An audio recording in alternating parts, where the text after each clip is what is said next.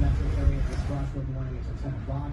All the way towards the cross, Conville, near the solid that's entering the metro area, Estelle over towards Violet, parts of St. Bernard Parish. And so you can see what's happening.